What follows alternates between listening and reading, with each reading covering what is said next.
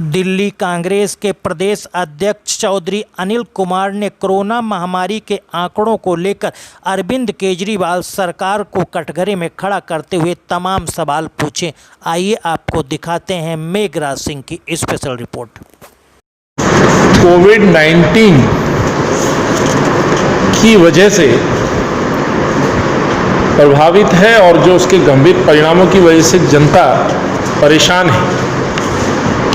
लगातार इन आंकड़ों में जहां बढ़ोतरी है, वहीं उसके विपरीत पिछले कुछ दिनों से दिल्ली सरकार, अरविंद की सरकार और केंद्र में बैठी हुई सरकारें मिलकर के दिल्ली के लोगों में ये इस तरह का एक विश्वास कहूं या इस तरह की सूचनाओं को गलत तरीके से प्रस्तुत करके अपनी वाहवाही या फिर संक्रमण पे एक तरह से जीत की स्वयं के द्वारा घोषणा करती हुई ये सरकारें नजर आ रही हैं। लगातार जहां आंकड़े बढ़ रहे हैं, सरकारों के अनुसार जिस तरह से आंकड़े प्रस्तुत किए जा रहे हैं,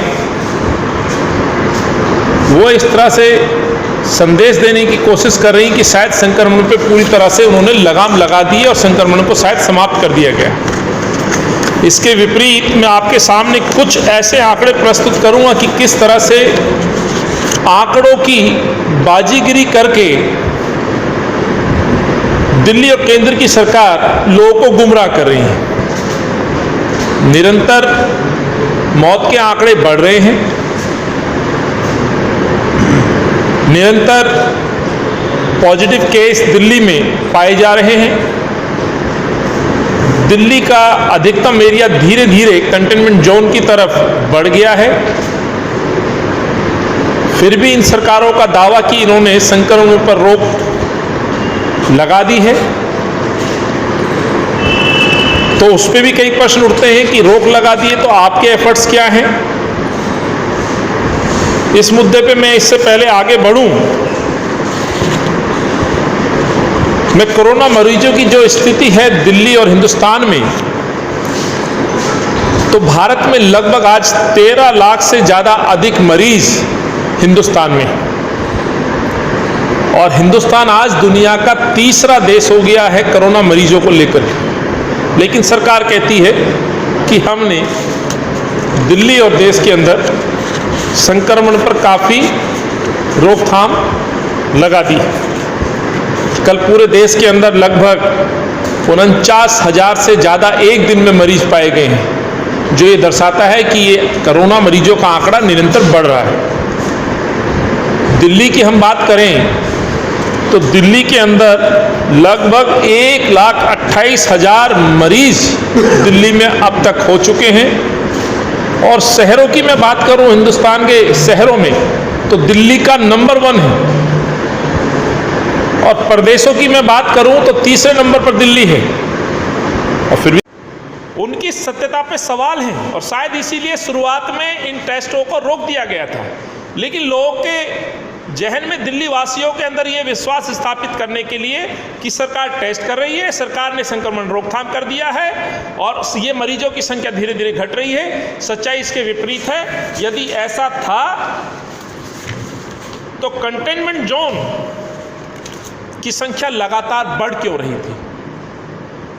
दिल्ली के आज चाहे सरकारी आवास, सरकारी ऑफिसेज हों या स्लम हो, अनऑथराइज्ड कॉलोनियां हों, हर जगह कंटेनमेंट जोन की संख्या लगातार बढ़ रही है। और आज 700 से ज़्यादा ये क्षेत्र पूरी दिल्ली में है, जो ये दर्शाता है कि मरीजों की संख्या निरंतर बढ़ रही है। जे कॉलोनी मदनपुर खादर गरीब बस्ती है, गली नंबर कैलाशपुरी पालम गांव का मैं उदाहरण दे रहा हूँ, Mansara apartment Vasundhara enclave, police colony Ashok Vihar, Vasant Vihar जैसी कॉलोनी अभी वो भी इसमें है, बापा नगर सरकारी कर्मचारी, एनडीएमसी एरिया सरोजनी नगर।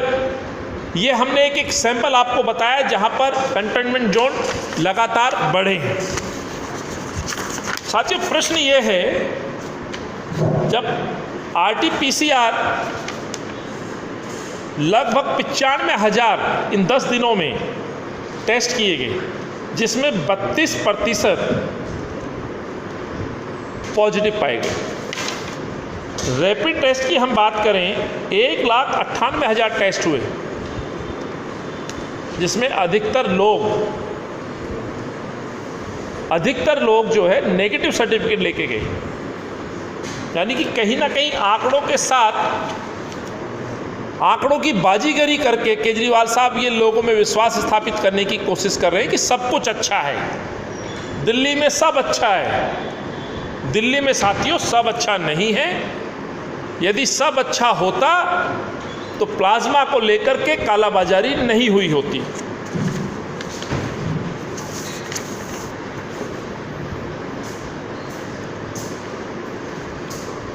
एक और आंकड़ा मैं आपके सामने रख रहा हूं।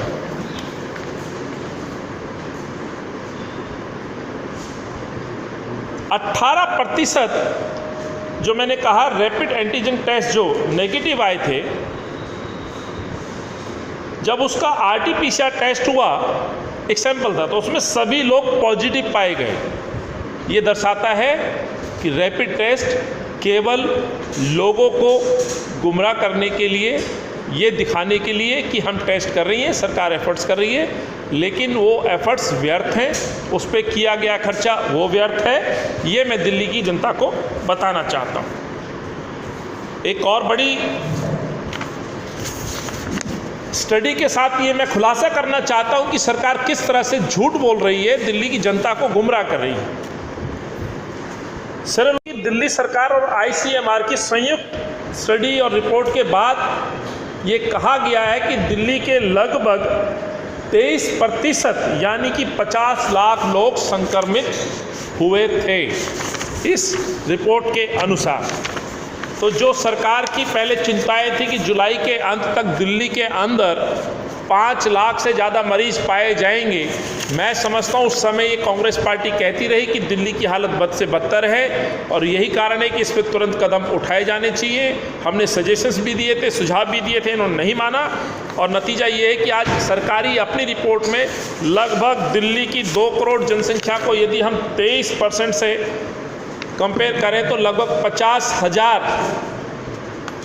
से ज़्यादा मरीज, 50 लाख से ज़्यादा मरीज दिल्ली में संक्रमित हैं। साथियों, 704 कंटेनमेंट जोन का मैंने आपको जिक्र किया है।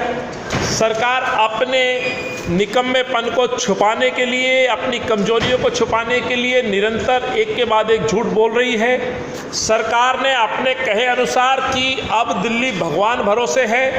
इस सर्वे के बाद, इन जानकारियों के बाद ये सिद्ध हो जाता है। अच्छा हुआ तो सरकार की जिम्मेवारी, कुछ भी गलत हो रहा है तो भगवान भरोसे, ये नहीं चलेगा। अरविंद जी को मैं कहना चाहता हूँ, ये नहीं चलेगा। आपने जिम्मेवारी ली है, दिल्ली के लोगों को विश्वास दिलाया था, विश्वास के विपरीत आप घर में छुप के बैठ गए। यदि आपके अनुसार आपकी बात का हम मान भी लें तो मेरा एक और प्रश्न है, जब साधारण हालात, यदि सामान्य हालात हो रहे हैं तो आपके 70 विधायक और दिल्ली के 7 सांसद लोकसभा में और 3 राज्यसभा में जो सांसद हैं, ये संक्रमण के खिलाफ लोगों के बीच में क्यों अवेयरनेस के या मदद के कार्यक्रमों में अब तक शामिल नहीं हुए?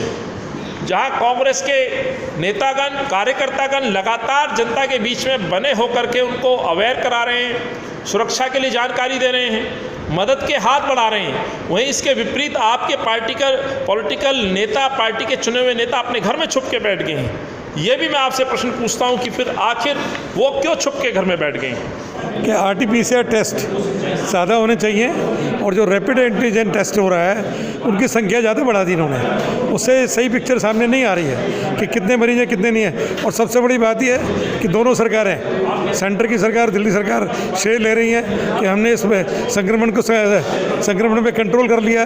कहाँ कंट्रोल कर लिया? संक्रमण तो भी बढ़ रहा है। और ये